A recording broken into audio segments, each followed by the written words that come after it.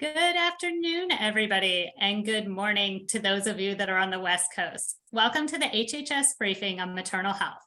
We have our senior leaders with us today, and in honor of Black History Month, we are looking forward to sharing information with everyone on the maternal health wins from the omnibus and the activities the department is engaged in to address the maternal health crisis and advance equity and maternal health outcomes. Before we get started, I want to note a few housekeeping notes. This briefing is being recorded, and due to the large number of attendees on this call, the chat has been disabled. There will, however, be time at the end for a Q&A, so we encourage you to submit your questions using the Q&A function at the bottom of your screen at any time during the briefing, and we've reserved a quarter of the time at the end to address them. This briefing is open to the public. However, the conversation should be considered off the record, and any press inquiries for HHS should be directed to the press office at media@HHS.gov. And with that, I will turn it over to the Office of Intergovernmental and External Affairs Director, Marvin Figueroa, for a few opening remarks. Over to you, Marvin. Thank you, Karen, and welcome everyone. My name is Marvin Figueroa, the Director of the Office of Intergovernmental and External Affairs here in the Department of Health and Human Services. And we're just so fortunate that you decided to join us for this important conversation. As you all know, improving maternal health outcomes, particularly among Black people, is a priority for the Biden-Harris administration and the Department of Health and Human Services. Black women are more than 3 times as likely as white women to die from pregnancy-related causes, while American Indian and Alaska Native are more than twice as likely. These disparities persist regardless of income, education, geography, and other socioeconomic factors. This means that a Black person with an advanced college degree and a high income is more likely to die in childbirth than a white person with a high school education. We also know that many of these pregnancy-related deaths are preventable, nearly 80%. And that systemic barriers and the failure to recognize, respect, and listen to patients of color when they express concerns continues to contribute to the unequal outcomes for Black and American Indian, Alaska Native people in our health system. The Biden-Harris administration is fully committed to using all of the levers at its disposal and partnering with external stakeholders to ensure that all birthing people in America have access to the best possible maternal care. There's no one more committed to that mission than Secretary Xavier Becerra, Secretary of the Department of Health and Human Services. He leads the work to improve maternal health outcomes with intention, recognizing that federal investments must be accompanied with the hyperlocal work of our partners to disrupt these unacceptable birthing outcomes. He leads through listening, in order to center the experiences of those most impacted. It is my understanding that the Secretary will join us shortly, but before doing so, I am going to introduce the Centers for Medicare and Medicaid Services Administrator, Brooks Xavier, who has been instrumental in this work.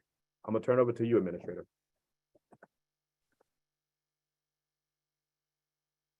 Thank you so much, Marvin. And I just want to join Marvin in thanking all of you for taking time to meet with us today. And it really is a privilege for all of the senior leadership at HHS to be here with you. And I just want to underscore what Marvin said about just what a priority this is from the president on down for us to really address maternal health outcomes, which really are abysmal for what we should have in our country. And it's one of the places where we're just seeing so many disparities, again, not just because of income, geography, but very much for women, my peers, and who are experiencing outcomes that we want to really address. It has been wonderful to have the ability now for states to extend postpartum coverage for up to 12 months. First in the American Rescue Plan and now through the omnibus, it's much easier for states to extend postpartum coverage for 12 months. And we have 28 states and DC who have done so. I think for all of us who have given birth, who have had a young child, the idea that after 2 months, while you're trying to sometimes get enough sleep to juggle your life, on trying to get to the doctor, to know that you have coverage, to know that your baby has coverage is absolutely critical. And we know that so many of the maternal morbidity and maternal deaths actually occur after delivery of baby. And so it's been really wonderful to see states embrace this important reform, and something that CMS has been doing with very much the states is trying to share best practices as we look to really address these maternal health outcomes. We've also been really pleased.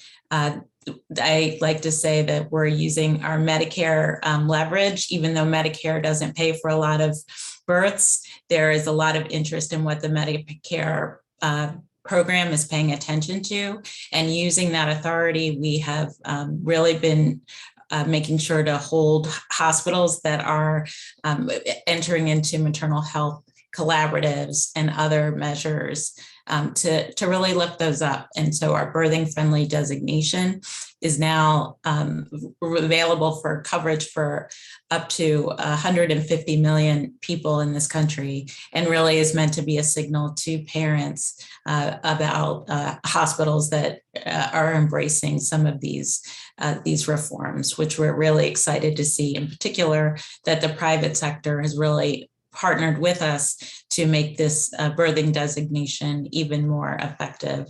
These are two of many policies that we are very interested in, working with the private sector, all of you and our partnerships. And from our maternal action plan, some of the things that CMS has been focused on. Again, it's a pleasure to be here with my colleagues, who we have all been working collectively to make sure that we are partnering and that our programs are working in conjunction. And so I look forward to hearing from my colleagues as well. I'll turn it back over to Karen. Thank you, Administrator. We are also delighted now to be joined by the Secretary of Health and Human Services, Xavier Becerra. I would love to turn it over to you for a couple of comments. Thank you, Secretary.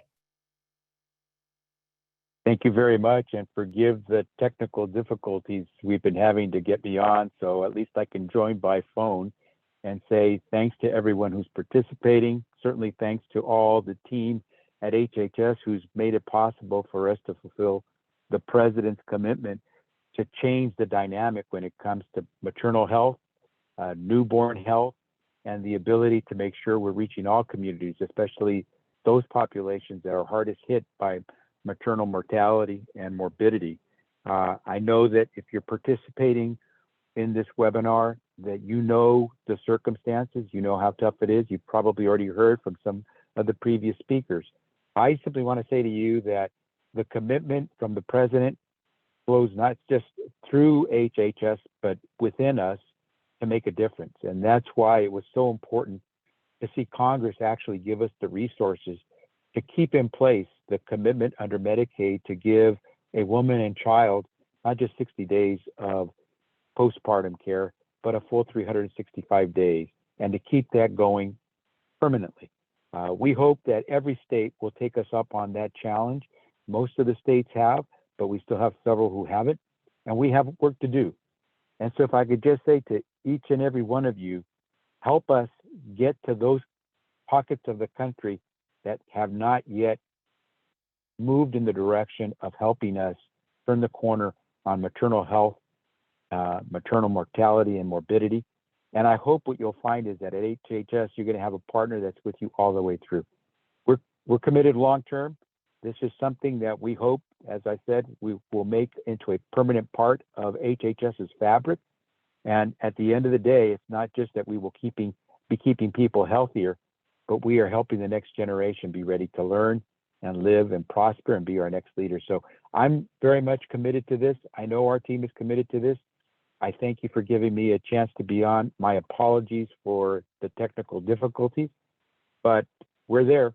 And I know that the rest of our team will continue to make that clear as they move forward. So thank you all very much for helping us establish a new marker at HHS for providing health care to all of our populations, but especially our new mothers and our babies.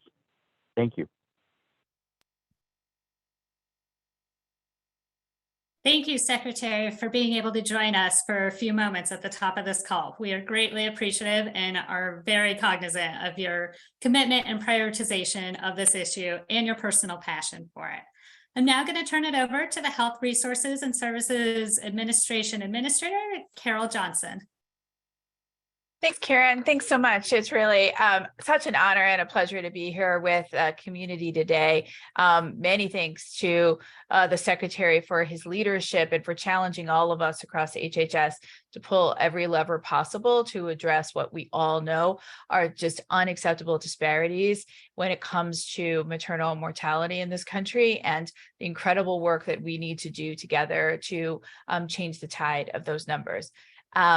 As he noted, those of you on this call have been doing this work for a very long time and have made incredible strides, often against very tough odds. And what we in this administration are saying, and hope is the message that you hear, is that it may be late, but we in the government are here because the Biden-Harris administration has said this is a key priority, and we're going to work together with you to help tackle this issue and to help pull all levers and put all resources we can on the table to help achieve our shared goal here of eliminating these disparities. I will say it's always an honor and a pleasure to be with my colleagues across the department in a call like this, but this is not the first time. It won't be the last time we do this. We meet regularly. We work together regularly. This is a whole of HHS response. We are trying to think about how we use HRSA programs to lay the groundwork for Medicaid reimbursement. We are working with how we think about what CDC's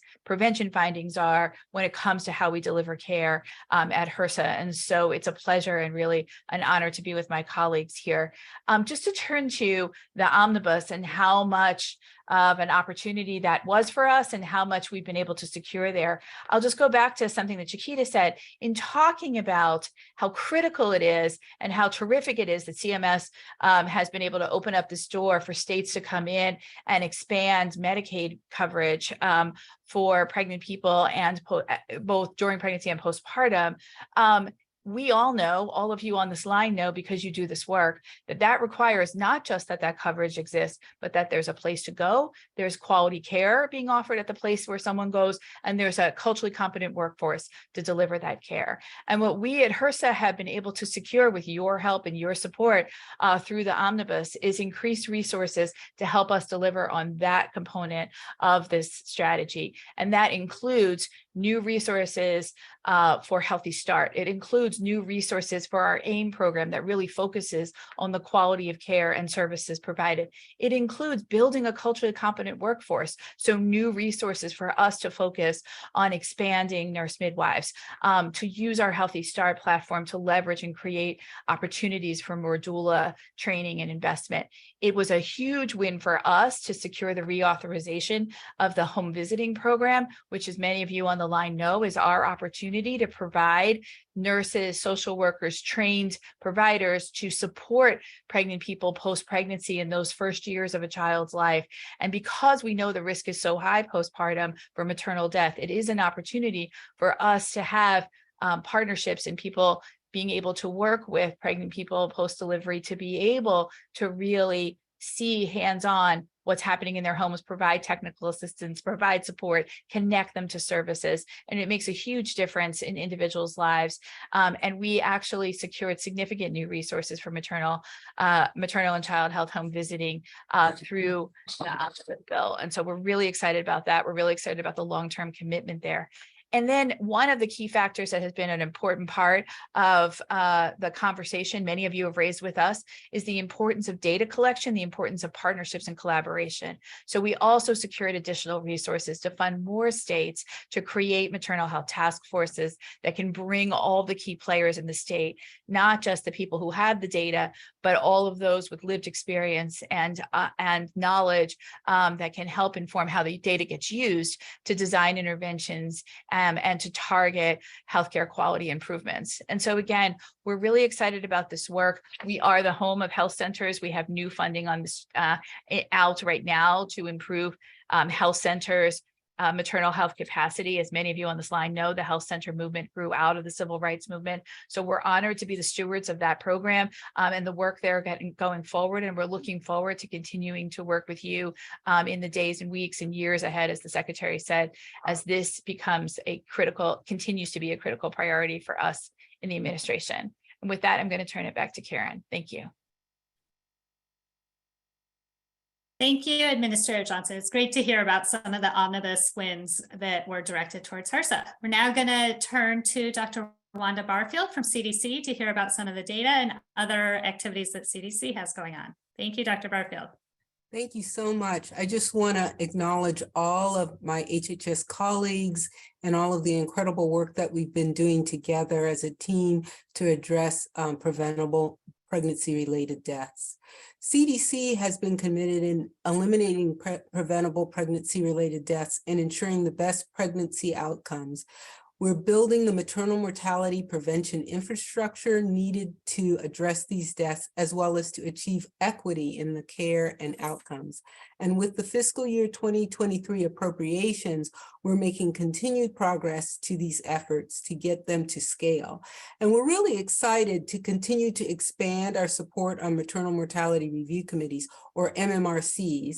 MMRCs have the potential to get the most detailed, complete data on maternal mortality and then develop actionable recommendations for prevention. And CDC has expanded the funding for MMRCs, and it's grown what's called the Enhancing Reviews and Surveillance to Eliminate Maternal Mortality, or ERASE-MM program, from 24 awardees in 2019 to 39 states and 1 territory in 2022. And now, with the recently passed fiscal year 2023 appropriation, we anticipate full expansion to a national program that also increases in funding for those existing recipients to better support informant interviews, as well as data quality assurance. And this will continue to build on CDC's progress to improve maternal mortality review, focusing on building the diverse, multidisciplinary maternal mortality review committees, helping to improve identification of pregnancy-related deaths, helping in terms of collection and strengthening our understanding of the drivers of inequities in maternal mortality, and also effectively moving data to action. CDC has worked to strengthen and standardize the process to ensure that data and recommendations from MMRCs are robust, actionable, and disseminated. And linking these data to action is what's really critical. And as a result, we're also expanding our perinatal quality collaboratives to additional states. PQCs provide the infrastructure that supports quality improvement efforts in addressing obstetric and newborn care and outcomes in a state or region. And in fiscal year 2022, CDC more than doubled the number of CDC-funded PQCs to 27 states. CDC anticipates further expansion to reach additional states in fiscal year 23. And PQCs play a critical role and a unique role as they're on the ground and enact change at the facility level, but there's also a focus in achieving population-based improvements at the local, state, and regional level. And these states and healthcare facilities are participating to make health improvements, but also to reduce inequities in care. For example, in Louisiana, their PQC achieved a 49% reduction in severe maternal morbidity from hemorrhage among Black women and a 35% reduction overall between 2018 and 2020. So continuing to strengthen CDC's maternal mortality prevention infrastructure will greatly improve the nation's ability to prevent maternal mortality, to reduce complications, and to improve maternal health. A key emphasis will be continuing to identify and address the drivers of disproportionate impacts to achieve equity in care and outcomes. Thank you so much.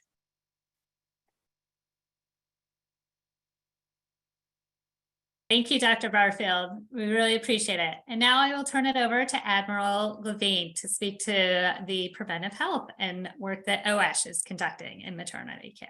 Well, thank you so much. It really is an honor to be here with my colleagues to address this very, very important topic of maternal health. Achieving health equity requires valuing everyone equally, but with focused and ongoing societal efforts to address avoidable inequalities, historical and contemporary injustices, and the social determinants of health. I'm going to share a few examples of the efforts through OASH, the Office of the Assistant Secretary for Health, to advance equity in maternal health outcomes. Our Office of Women's Health developed the Perinatal Improvement Collaborative, a network of 220 hospitals across the country to implement and analyze evidence-based interventions, enhance quality improvement in clinical settings, and advance health equity.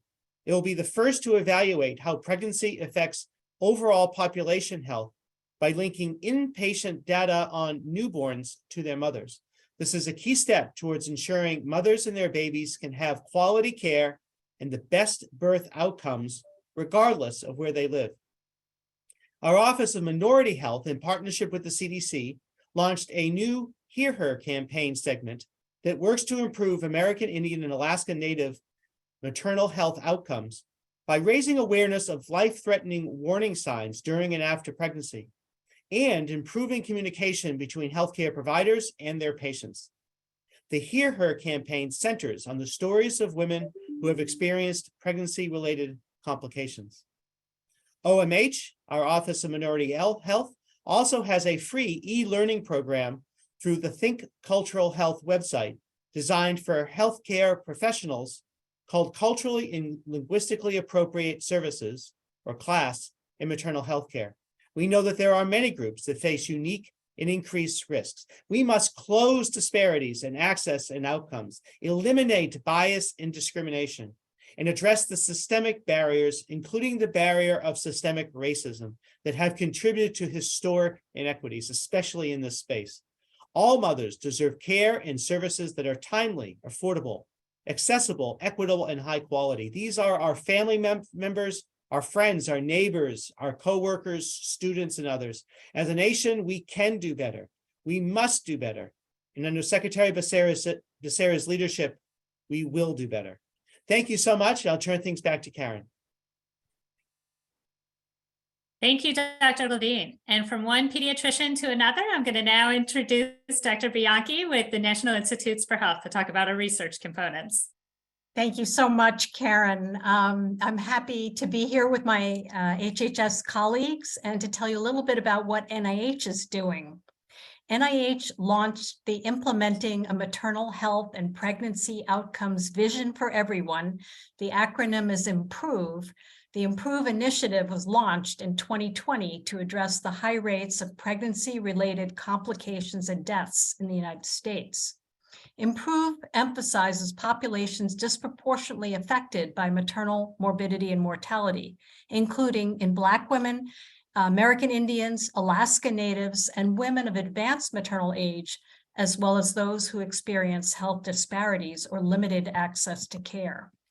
In fiscal year 2022, the omnibus set aside specific funds to develop IMPROVE into a major initiative to support research programs that address the maternal health crisis in our country. Within this initiative, NIH has established 5 new programs that would not have been possible without the additional funding.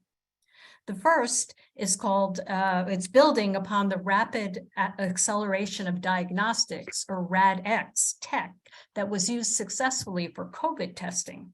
We've established a RADx Tech Maternal Health Challenge to develop home-based or point-of-care diagnostic devices, wearables, or other remote sensing technologies to use in the postpartum setting to help improve health outcomes in areas without adequate maternity care.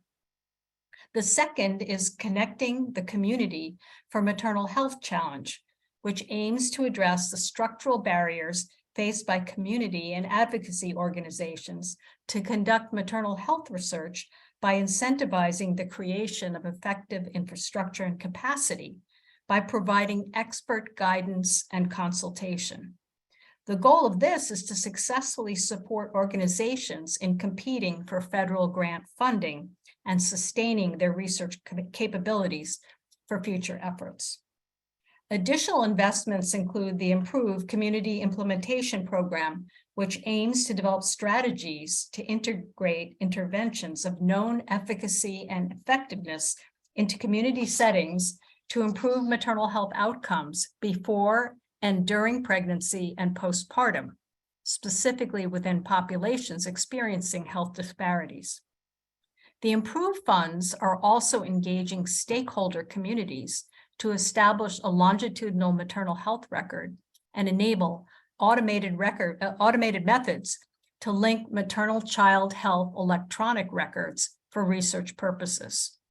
This will improve the overall quality of research data and expand possibilities for research using electronic health records. In fiscal year 2023, the improved program will make awards for the Maternal Health Research Centers of Excellence.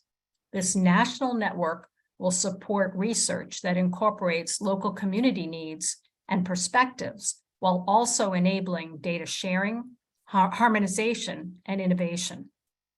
The aim is to develop, implement, and evaluate community-tailored interventions to reduce health disparities in maternal health and to address risk factors and mechanisms of the leading causes of maternal morbidity and mortality. Thank you. Thank you, Dr. Bianchi. And last but not least, we have our representative from SAMHSA, the Substance Abuse and Mental Health Services Administration, Anita Everett. Great, thank you very much. My name is Anita Everett, and I serve as the Center Director on Mental Health Services within SAMHSA. I'm here on behalf of Dr. Delphin Rittman, our Assistant Secretary, who asked that I join you today to highlight mental health wins from the Omnibus and highlight some of our programs within SAMHSA that address the maternal and perinatal needs of women and families in and around the time of pregnancy. I'm happy to be able to join you today and also to have the privilege to honor Black History Month. And as many of the speakers have previously mentioned, I think all of us are aware of the unacceptable disparity in maternal morbidity and sadly mortality, particularly for our Black Americans as well as American Indian and Alaska Native individuals. So I'm here to serve also as a reminder that mental health and behavioral health is essential to all health. We can't be healthy without a healthy mental health, and this is especially true for women. Although being pregnant and giving birth to a child can be happy and exciting times, some women may experience behavioral health issues as they adjust to parenting.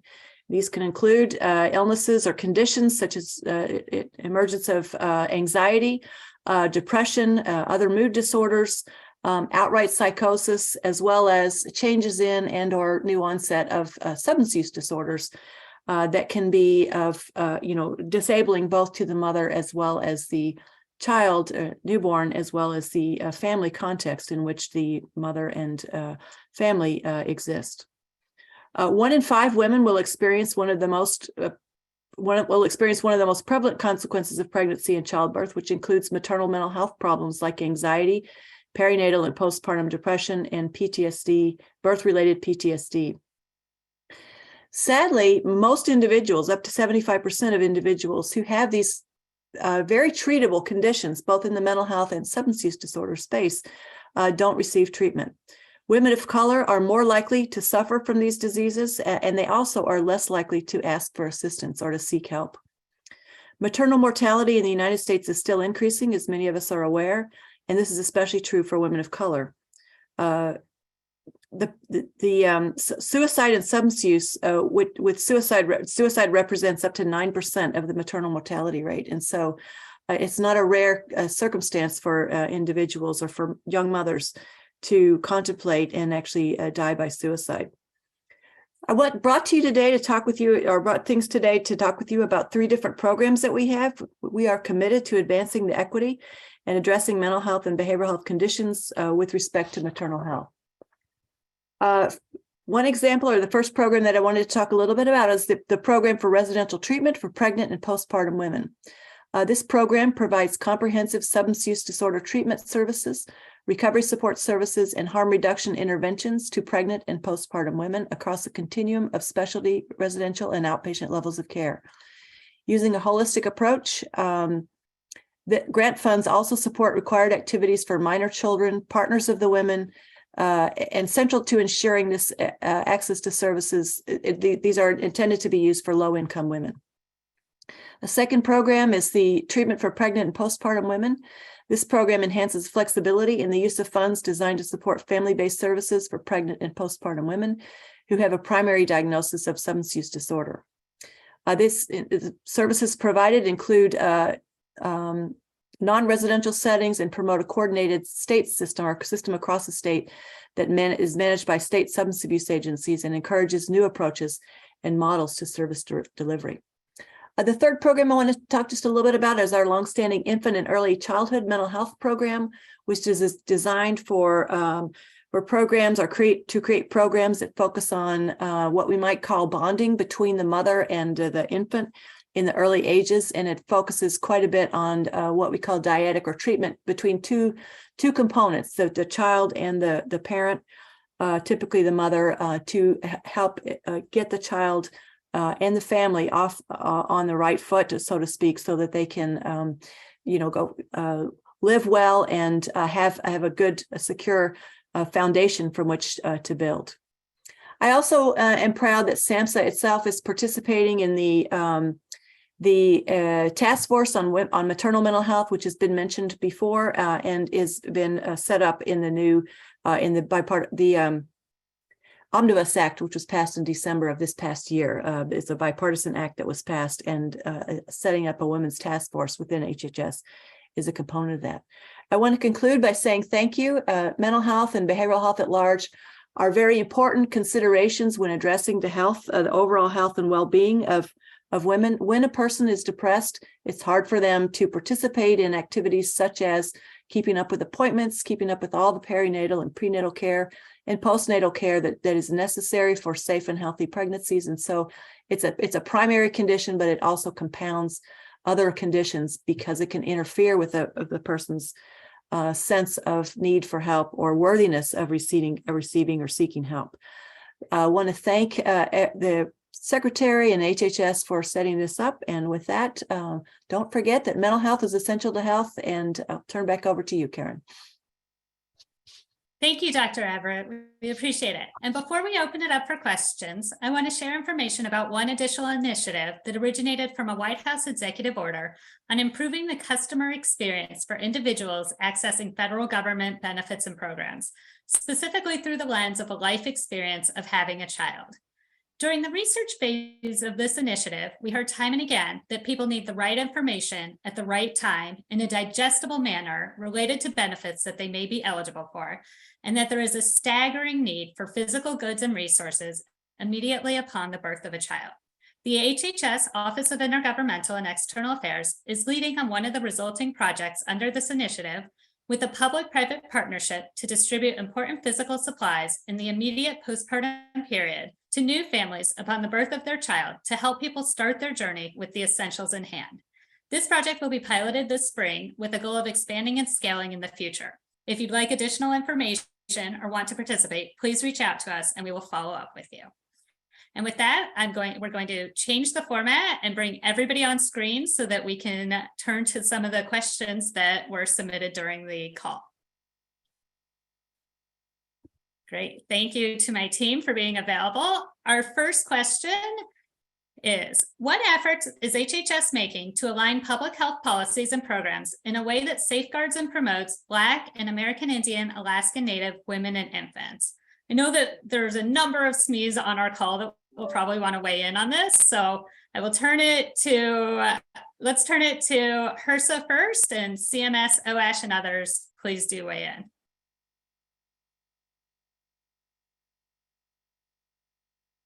Great. So I thank you, Carol. I'm sorry, Karen, and appreciate Carole Johnson, our administrator, sharing remarks earlier. I'm Michael Warren with Maternal and Child Health Bureau.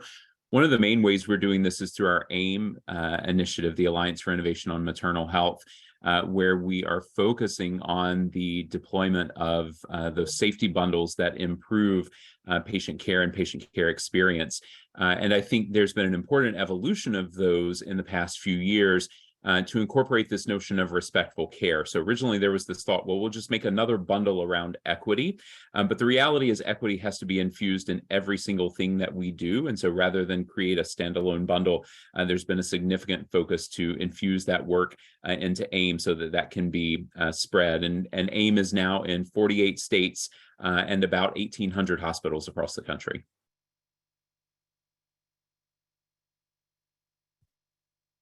Thank you, Dr. Warren. Would anyone else want to take that one? Dr. Levine? Well, I was just going to say for OASH, I'd appreciate if Rear Admiral Collins, who's the director of our Office of Minority Health, could weigh in. So hello, everyone. Pleasure to be with you. Again, I'm Rear Admiral Felicia Collins from the Office of Minority Health. And within the Office of Minority Health, we've been really delighted to be working in close partnership with the CDC, recognizing the importance of the maternal health disparities for American Indians and Alaska Natives.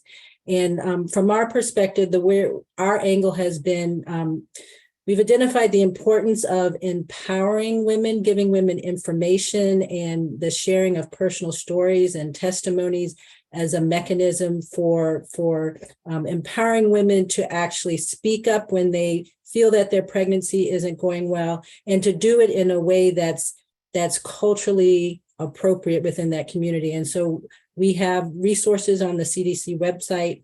If you go to CDC Hear Her, AIAN, you can find public service announcements, educational materials that can be shared, the video testimonies of women, which are quite moving and quite informative, and information also for providers, because it's clear that we wanted to support women, but it's clear that other providers have a role in improving maternal health outcomes for American Indian Alaska Native women.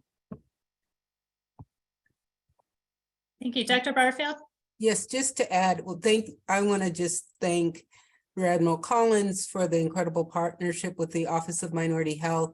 I think one of the other things that's really important in terms of not only addressing issues for AIAN women is engaging in AIAN communities. And the work of the campaign also included, creative work, music, and areas that were done actually by Native artists and Native advertisers. So I think that's another important way as we think about how we create equity across the board. We have to think about how we also do that in areas of small business, communities, in many other ways to really promote that.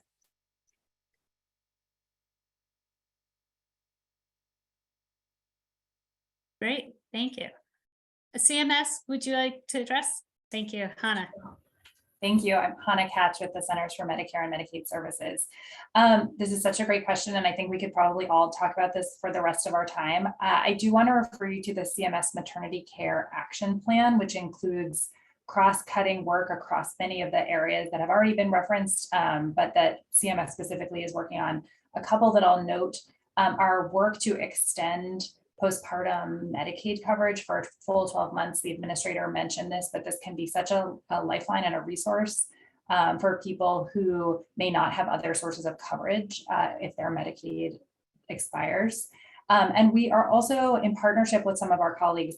We have also undertaken an analysis of disparities in access to care and health outcomes in that postpartum period among Medicaid beneficiaries in particular, and are looking at opportunities to improve quality and access to care during that critical postpartum period.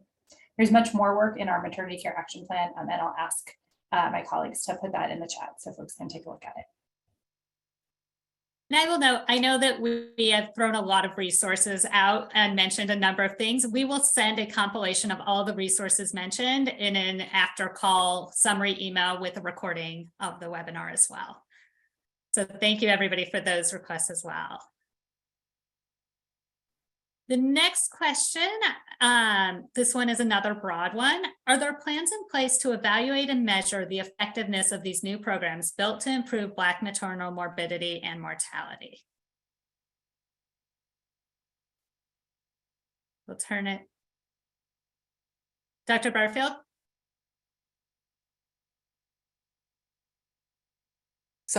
we're in the process of evaluating the Hear Her campaign to really understand how these messages are being disseminated. We know that we're getting a lot of interest, input, but we want to understand more how it is helping in terms of identifying maternal warning signs, who is involved, not only the women themselves, but those who support pregnant and postpartum women.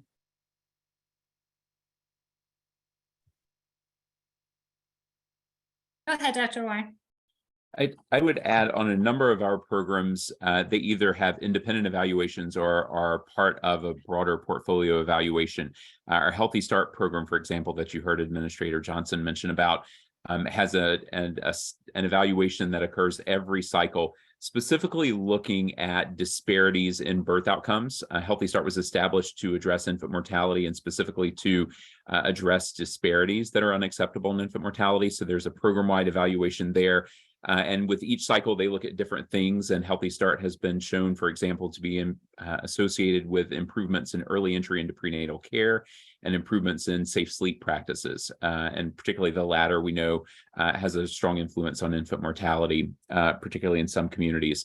Our Maternal Health Innovation Awards that the administrator mentioned earlier also have a portfolio evaluation, but within each of those states, they're looking at their data, they're pulling together a multidisciplinary task force to identify what innovative approaches they want to deploy in their states, and then they evaluate those approaches to see how they need to tweak those and how they can take them to scale.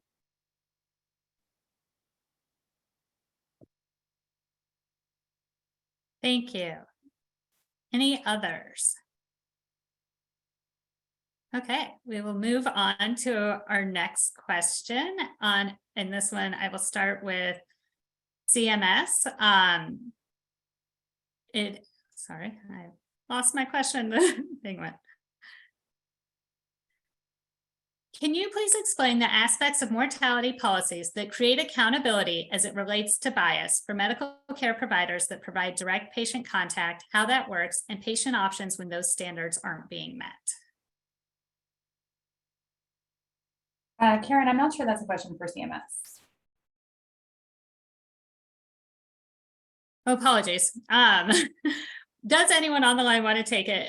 It's a question related to accountability, provider accountability for care and what the administration is doing on it.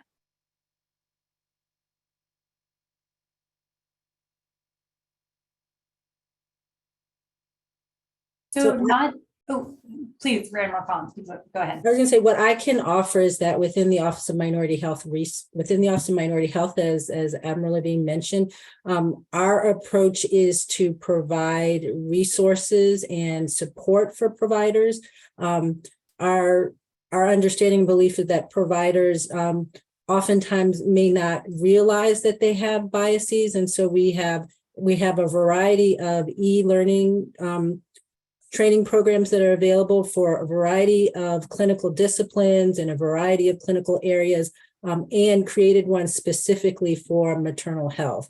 And we are actively, we've been in partnership with many states that have included these trainings as part of their licensing requirements, and are always seeking to partner with other professional organizations and states that want to include these or similar types of materials within their licensure and relicensure proceedings. And I'll just note, although CMS does not engage directly in sort of licensure or provider training, we do have conditions of participation for the facilities that participate in Medicaid and Medicare, including readiness to perform all necessary emergency services and many other clinical standards. Again, not directly related, but those standards do apply in some cases as well. Yes, hi, Karen. Yeah, so the perinatal quality collaboratives are working on respectful care and really talking about training for providers and giving them feedback on experiences. It's not in the aspect of licensure. I think Admiral Collins' point is well taken about what professional organizations are doing in this area that should be of note. But again, in terms of the process of quality improvement, including respectful care as a component. It is very important for the audience to note that in terms of licensure for physicians and other medical providers, that happens at the state level. And there is no federal medical license. So when I was the Secretary of Health of Pennsylvania, I had the honor of serving on the state medical board. And that is the board that would assess any type of actions potentially taken against licensure. And that's always state by state or territory by territory. I was just going to quickly add in, it's broader than a provider accountability, but one of the strategies we use at SAMHSA to address structural inequities include having our grantees of all kinds do a disparities impact statement. And we also require familiarity with and training in the class standards, which were developed by the Office of Minority Health, the cultural and linguistically appropriately services standards. Karen, I would just add, if I will, we've heard a few times how important it is to have the voice of the community represented. And I think hearing from folks about lived experience is key here. We hosted back in September the Advisory Committee on Infant and Maternal Mortality meeting, the first of those committee meetings to ever be held outside of HHS headquarters. And we did that on tribal land outside of Milwaukee in the Shakopee Mdewakanton community. And what a powerful experience that was to hear from individuals about their care experiences, including the bias they experience and how we can use that to inform practice.